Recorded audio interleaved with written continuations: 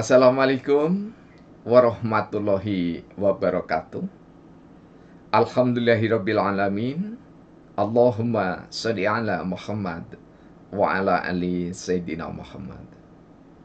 Pemirsa tercinta, bersua kembali dalam monolog sederhana Indarwanto Hikmatologi. Serial mengajak diri kita masing-masing berpikir, kian lembut cerdaskan hati nurani berdasar kitab suci, agama, kepercayaan yang kita yakini. Tak lupa kita senantiasa menghormati, menjunjung tinggi peradaban bumi pertiwi, bumi Pancasila. Pemirsa, kita mengagendakan setiap hari Selasa adalah pertemuan terindah insan teladan dengan hamba-hamba Allah yang ditakdirkan dipilih untuk ditemui oleh Rasulullah Muhammad Sallallahu Alaihi Wasallam. Kali ini datanya sangat baru, masih aktual, yakni pada tanggal 10 Oktober atau 3 Rabiul Awal 1443 Hijriah. Kemudian tanggal 17 Oktober tentu 2021, 10 Rabiul Awal 1443 Hijriah. Dua hamba yang saling mencinta dalam keridhaan Allah. Awalnya seorang Muhammad Adam dan Kiai Haji Imam Fatoni yang doktor sekaligus ketua Sekolah Tinggi Kesehatan di Jombang.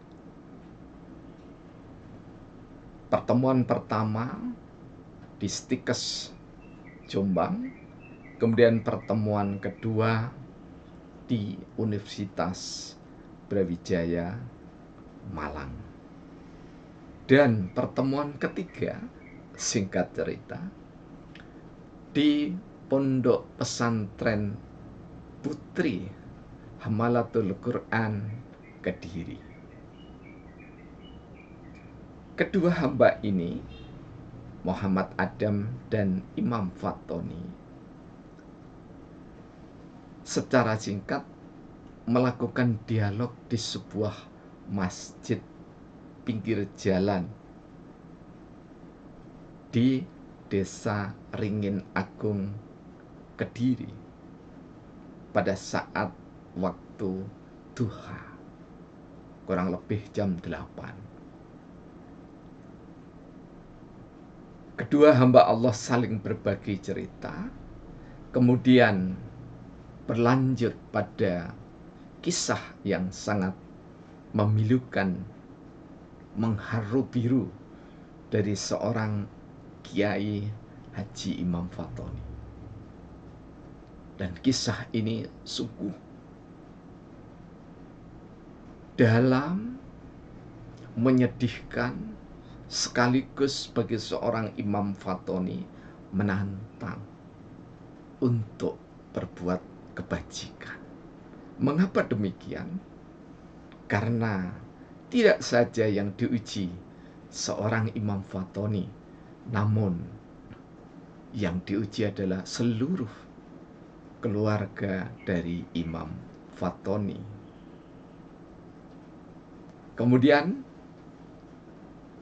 Muhammad Adam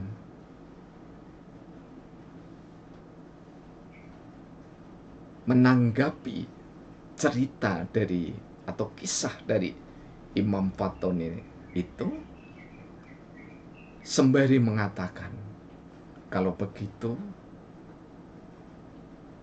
Bapak Imam Fatoni sangat layak ditemui Rasulullah Muhammad Sallallahu Alaihi Wasallam. Serta merta Pak Imam Fatoni menjawab dengan tawadhu. Bahasa Jawanya andap asor. Andap bahasa tubuhnya begitu berkhidmat terhadap kata, terhadap nama Muhammad Rasulullah Sallallahu Alaihi Wasallam. Asor, seorang Imam Fatoni merasa dirinya tidak layak ditemui oleh Rasulullah Muhammad Sallallahu Alaihi Wasallam.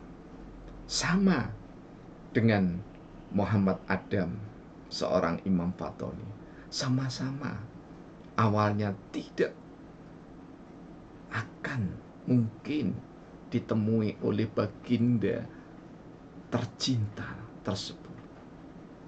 Namun seperti cahaya di atas cahaya, sinar di atas sinar, foto yang kami hadirkan, mentari menyinari, tidak pilih-pilih. Kurang lebih seperti itu. Ketika Rasulullah Shallallahu Alaihi Wasallam ditakdirkan oleh Allah untuk menghadiri hambanya, maka hamba itu bagaikan rerumputan hijau, tetumbuhan hijau yang terkena sinar mentari. Pemirsa tercinta, dengan berjalannya waktu yang sangat singkat di tahun 1441 Hijriah, maka Muhammad Adam menjanjikan, tolong Pak Tony, panggilan populernya kalau di perguruan tinggi, namun kiai jika di lingkungan pesantren, nanti tolong ingatkan, kata Bapak Muhammad Adam, panjenengan akan saya kasih oleh-oleh zikir ketika saya bertemu Rasulullah Muhammad Sallallahu Alaihi Wasallam. Itu kisah awal mulanya. Nah, kemudian di tanggal 10 Oktober 2021, ini kami langsung ke kisah yang aktual.